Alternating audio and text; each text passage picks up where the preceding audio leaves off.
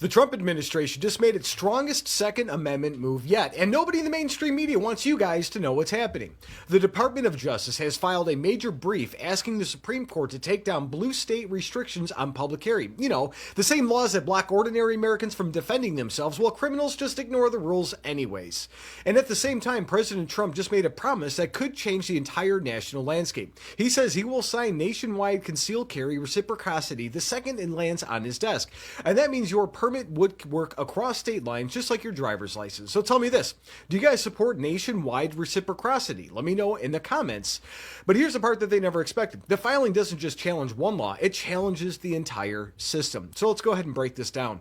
So my name is Tom, I'm with the Daily Beltway, and I'm also White House correspondent for the Next News Network. And today we're looking at one of the biggest 2A fights since Bruen, because the Trump DOJ just asked the Supreme Court to strike down restrictive public carry laws in California, New York, Hawaii, Maryland, New Jersey, and any other state that doesn't care much for the Second Amendment. But before we go deeper, make sure you guys are subscribed. We're a growing channel, and every like, comment, share, and subscription helps us grow. We've got Trump saying he's going to do it. Check it out. Seventh, I will protect the right of self-defense everywhere it is under siege, and I will sign concealed carry reciprocity.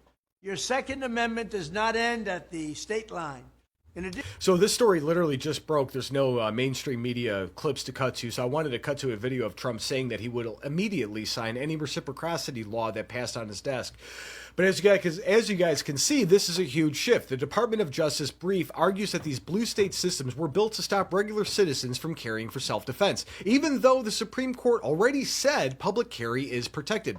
And Trump's reciprocity message adds fuel. If your permit is valid, it should be honored everywhere in the country.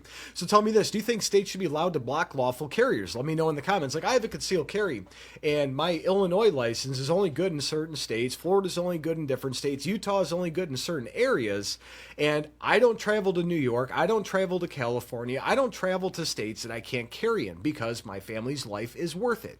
And the Department of Justice argument is simple. If a right exists, it can't disappear when you cross a state line. That is what I voted for. If you guys voted for that, let me know in the comments. And they point out that in our republic's history, ordinary citizens openly carried in taverns, markets, and public spaces long before modern permit systems existed. And blue state lawmakers responded to Bruen by passing laws that ban carry in almost every location, like malls, restaurants, parks, theater spaces, and even private businesses, unless permission is posted. But do you guys notice where all the bad things always happen? It's in those areas where they have gun-free zones or whatever. And this is where it all changes. The Department of Justice says these sensitive places rules go far beyond anything in history. They aren't exceptions. They are nearly total bans. And the Trump administration wants the Supreme Court to shut that down.